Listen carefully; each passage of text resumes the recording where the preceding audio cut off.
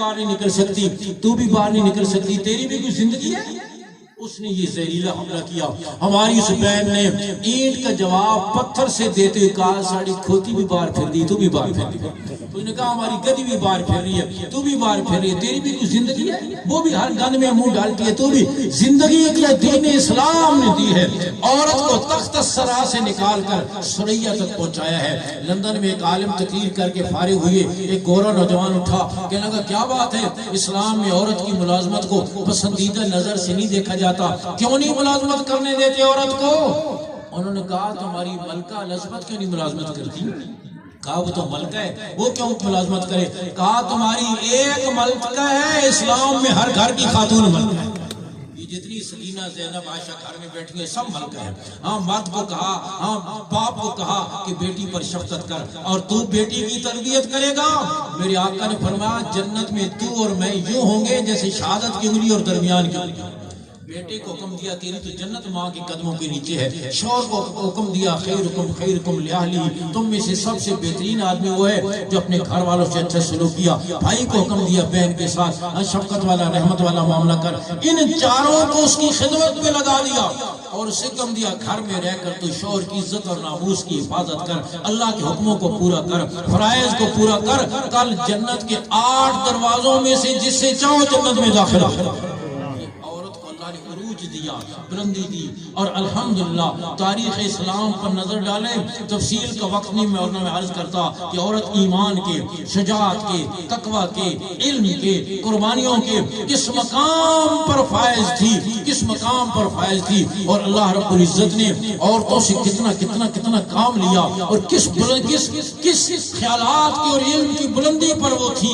امام بخاری کی والدہ بھی انہی خواتین میں سے ہی تھی جو مستجاب الدعوات بھی تھی، تقوی کے بلند مقام پر بھی فائز تھی، اور ان کی تربیت کا نتیجہ ہے کہ امام بخاری رحم اللہ کی یہ صحیح کتاب، صحیح بخاری روئے زمین پر کتاب اللہ کے بعد سب سے زیادہ صحیح کتاب سمجھی جاتی ہے۔ امام بخاری جن کا نام محمد ہے، والد کا نام اسماعیل ہے، یہ بخارا کے رہنے والے تھے، عرب نہیں تھے، یہ تو اجمی تھے، بخارا کے رہنے والے۔ 2 سال پہلے ہم کے شہر میں گئے، سمرقند، بخارا، تاشقند، آج بھی امام بخاری کی مسجد، ان کا مدرسہ ان کی عظمت کی گواہی دے رہا ہے۔ صدیوں سے عرب دنیا جھک گئی امام بخاری کی عظمت کے سامنے۔ یہ امام بخاری محمد بن اسماعیل ماں کی تربیت کے نتیجے میں بنے۔ امام بخاری رحم اللہ کی سفر کی تفصیلات، ان کی ذہانت، ان کی قوت حافظہ کے لمبے واقعات ہیں جن کا وقت نہیں۔ پھر اس حدیث میں بھی بہت ساری بحثیں ہیں۔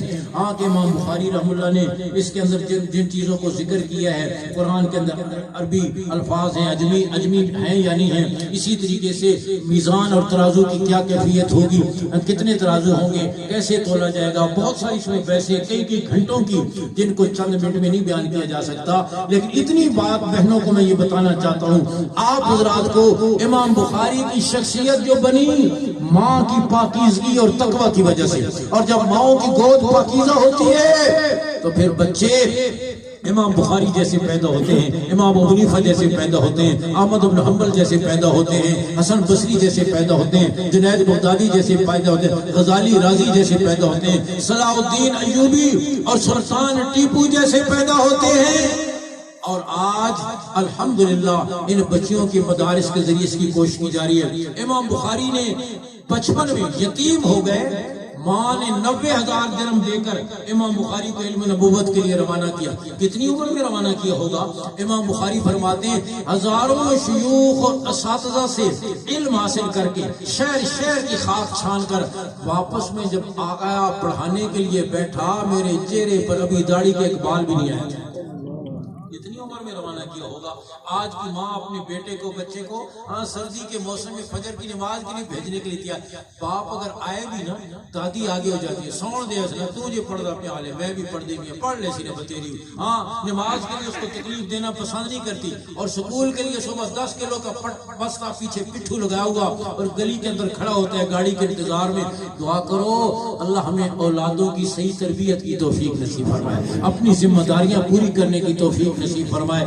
امام بخاری فرماتے ہیں میں نے یہ کتاب صحیح بخاری 16 سال میں مکمل کی. اس صحیح بخاری میں مقررات اور تعلیقات سمیت تقریباً 9000 احادیث ہیں. امام بخاری فرماتے ہیں میں نے اپنی اس کتاب میں اس وقت تک کوئی حدیث نہیں لکھی جب تک میں نے غسل کر کے 2 نفل نہ پڑھے. کسی حدیث کو ایک رات میں 10 حدیثیں لکھنے کی نوبت آئی. امام بخاری نے 10 دفعہ غسل کیا, 10 دفعہ دگانہ ادا کیا, تب 10 حدیثیں لکھی. 9000 حدیث کو لکھنے کے لیے امام بخاری نے 9000 دفعہ غسل کیا, 18000 نوافل پڑھے. 16 سال میں یہ کتاب مکمل کی اور 16 سال امام بخاری نے مسلسل روزہ رکھا. امام بخاری آخری یہ باب لائے ہیں وزن اعمال کے بارے میں. امام بخاری اپنی کتاب کا سارے محدثین کی طرز سے ہٹ کر امام بخاری کا اپنا ایک نرالا انداز ہے.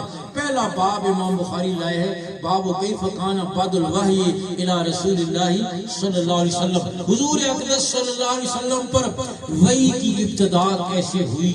امام بخاری نے پہلا باب وحی کے بارے میں اور آخری باب وزن اعمال کے بارے میں کہ آخرت میں اعمال کو تولا جائے گا.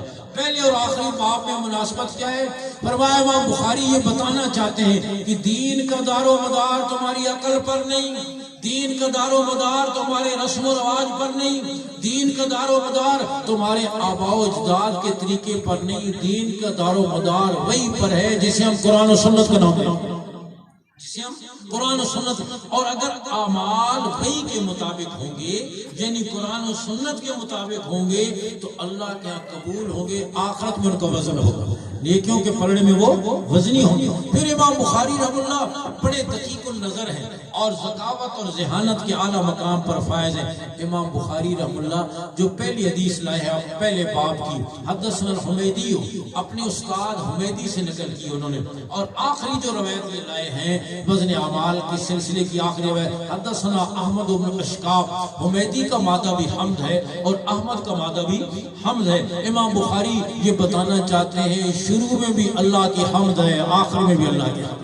اور فرمایا جنتیوں کا آخری نعرہ بھی ہوگا وآخر دعوانا ان الحمدللہ رب العالمین. پھر امام بخاری رحم اللہ شروع کی جو روایات لائے ہیں وہ اکثر راوی مکی ہیں اور آخر میں جو روایات لائے ہیں اکثر مدنی ہیں. امام بخاری یہ بتانا چاہتے ہیں وحی کی ابتدا ہوئی مکہ مکرمہ میں اور وحی کی انتہا ہوئی مدینہ منورہ. امام بخاری رحم اللہ معتزلہ پر رد کرتے ہوئے یہ باب لائے ہیں. معتزلہ ایک گمراہ فرقہ تھا امام بخاری کے زمانے میں. وہ یہ کہتے تھے کہ اعمال کو تولا نہیں جائے گا, اس لیے کہ تولا تو اس چیز پہ جاتا ہے جس کے جسم ہو, جس کا جسم نہ اس کو کیسے تولا جاتا ہے. آپ 3 تصویر پڑھیں سبحان اللہ کی اور دکاندار سے کہیں تول کر شاپر میں ڈال کر مجھے دے دو, میں بکسے میں رکھ لوں گا. میں نے 100 نفل پڑھے تول کر ذرا شاپر میں ڈال کر, نہیں تولا جاتا. کہا جس کا جسم نہ ہو اسے کیسا تولا جائے گا, انکار کر دیا. ان کی عقل میں کھوپڑی میں بات نہیں آئی.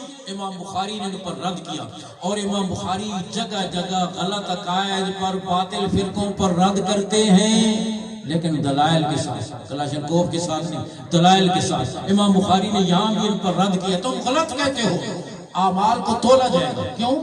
اللہ فرما رہے ہیں وَنَزَلْ الْمَوَازِينَ الْقِسْطَ لِيَوْمِ الْقِيَامَةِ, اے فی یوم القیامہ ہم قیامت کے دن انصاف کے ترازو قائم کریں گے. اور ترازو تو تولنے کے لیے ہوتا ہے, اور اللہ نے فرمایا وَالْوَزْنُ يَوْمِئِذٍ الْحَقُّ, اس دن اعمال کو تلنا برحق ہے. اور فرمایا فَأَمَّا مَنْ ثَقُلَتْ مَوَازِينُهُ, جس کے وزن بھاری ہوں گے وہ عیش کی زندگی گزارے گا. وَأَمَّا مَنْ خَفَّتْ مَوَازِينُهُ فَأُمُّهُ هَاوِيَةٌ, جس کے وزن ہلکے ہوں گے اس کا ٹھکانہ جہنم ہوگا.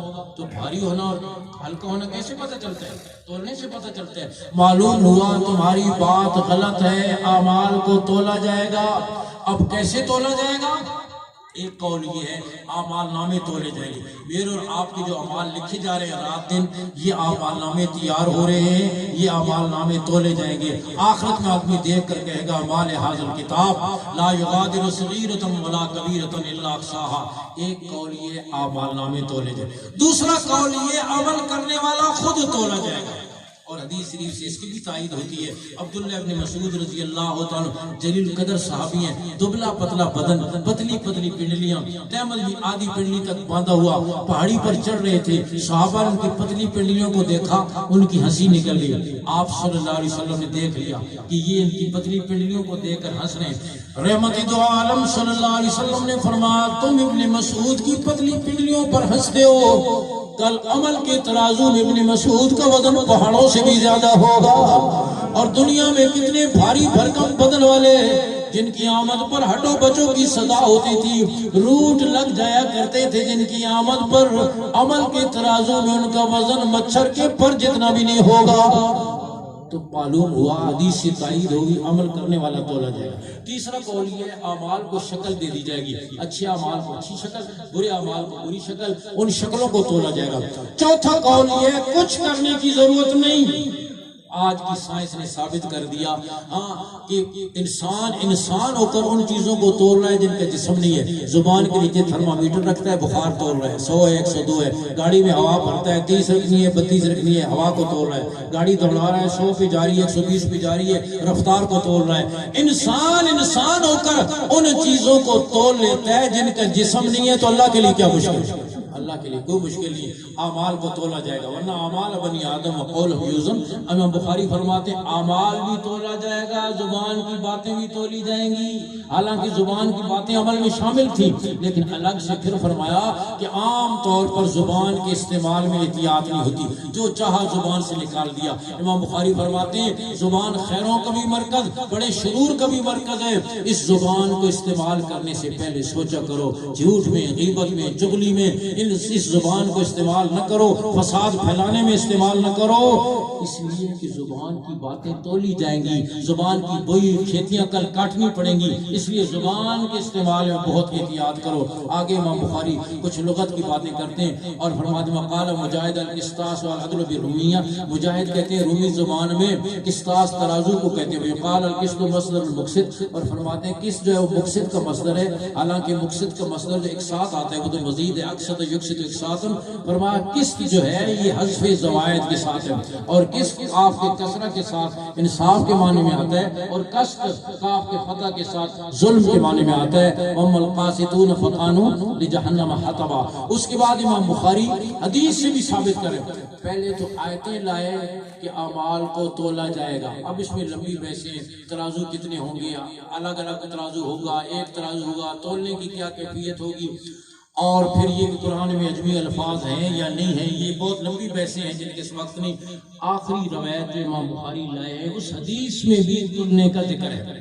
ابو ہریرہ رضی اللہ تعالی اس حدیث کے راوی ہیں جو حضور صلی اللہ علیہ وسلم کے مدرسے کے کل وقتی طالب علم ہیں، اور امت تک 5374 احادیث امت تک پہنچائے. ابو ہریرہ فرماتے ہیں حضور صلی اللہ علیہ وسلم نے فرمایا کلمتان حبیبتان الرحمن خفیفتان اللسان ثقیلتان فی المیزان.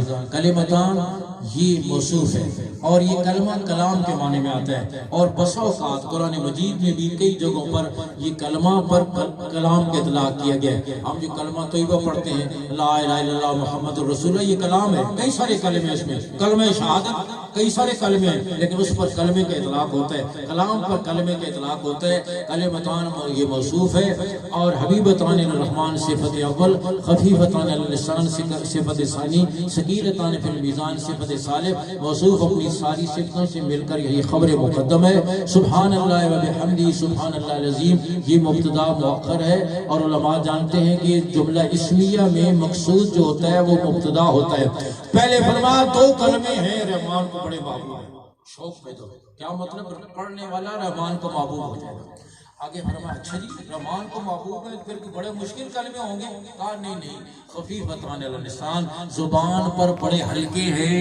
ہلکے ہونے کا مطلب یاد کرنے آسان، پڑھنے آسان، وضو کی بھی شرط نہیں ہے، کوئی وقت کی بھی قید نہیں ہے. دکان پہ بھی پڑھ سکتے ہو، گھر میں بھی پڑھ سکتے ہو، گاڑی میں بھی پڑھ سکتے ہو، دن کو بھی رات کو بھی.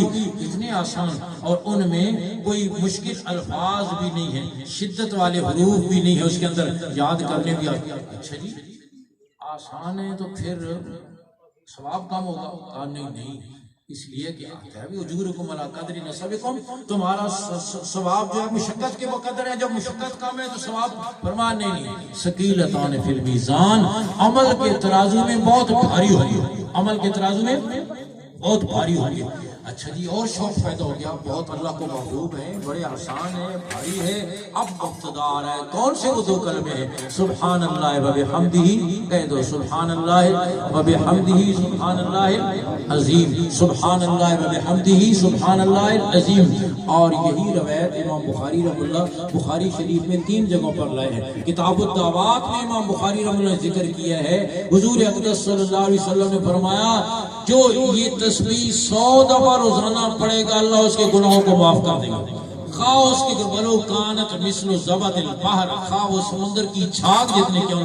تو سارے بھائی بہنیں نیت کر لیں، اللہ زیادہ توفیق۔ اور یہ سبحان اللہ و بحمدہ، سبحان اللہ پر ایک الگ بحث ہے، یہ مفعول مطلق ہے، اور سبحان کے اندر سارے اللہ کی پاکیزگی کے جتنے کلمات، قدوس ہے، طاہر ہے، جتنے کلمات ہیں وہ سبحان میں آ گئے، جتنے تعریفی کلمات ہیں، سمیع ہے، بصیر ہے، علیم ہے، وہ الحمدللہ میں آ گئے۔ تو یہ جامع کلمات ہیں۔ حضور صلی اللہ علیہ وسلم سے پوچھا کہ حضور سب سے پسندیدہ تسبیح اللہ کے کون سی ہے؟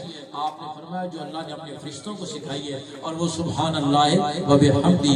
تو نیت کر لو کہ زیادہ ہو جائے تو بہت اچھی بات ہے، ورنہ 100 دفعہ تو کم از کم یہ تسبیح ہم سارے پڑھیں گے۔ سب کی نیت ہے انشاءاللہ سبحان اللہ و بحمدہ سبحان اللہ، بہنیں بھی نیت کریں۔ اور آخری بات میں عرض کر کے اجازت چاہوں گا، نیت کریں کہ انشاءاللہ ان دینی مدارس کو، اس وقت دنیا کا کفر ایڑی چوٹی کا زور لگا کر مسلمان کا تعلق مسجد سے، مدرسے سے، داڑھی سے، پگڑی سے توڑنا چاہتا ہے، اور کیا گورے انگریز اور کیا ان کی روحانی نسل کالے انگریز اس کے لیے ایڑی چوٹی کا زور لگا۔ جیسے ابھی شاہ صاحب فرما رہے تھے، کبھی رجسٹریشن کا نام، کبھی یکساں نصاب کا نام، کبھی ماڈل مدرسوں کا نام، کبھی وفاقوں کے مقابلے میں اپنے ٹاؤٹوں کے ذریعے نئے وفاق۔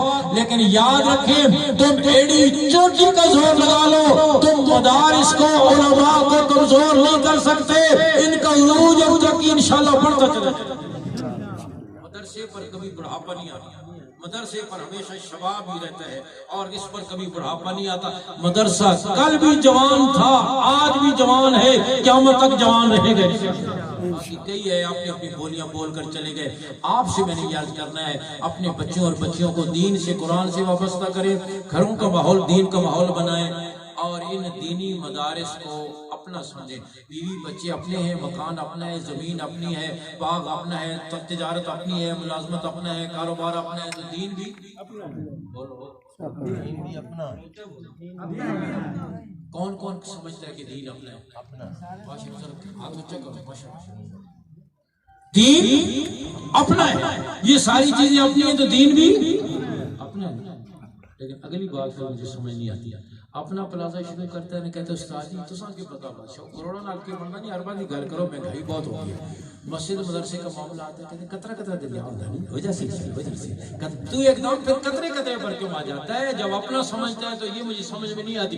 ثواب کی چیز ضرور سمجھتے ہیں، ثواب کی چیز ضرور سمجھتے ہیں، اس میں شک نہیں، لیکن اپنا نہیں سمجھتے۔ نیت کرو آج کے بعد مدرسے کو اپنا سمجھنا، اور جس چیز کو آدمی اپنا سمجھتا ہے پھر اس کی آبادی کی فکر کرتا ہے، اس کی ضروریات کی فکر کرتا ہے۔ کرو گے انشاءاللہ۔ الحمدللہ رب العالمین والعاقبۃ۔ تبارك الذي نزل الفرقان على عبده ليكون للعالمين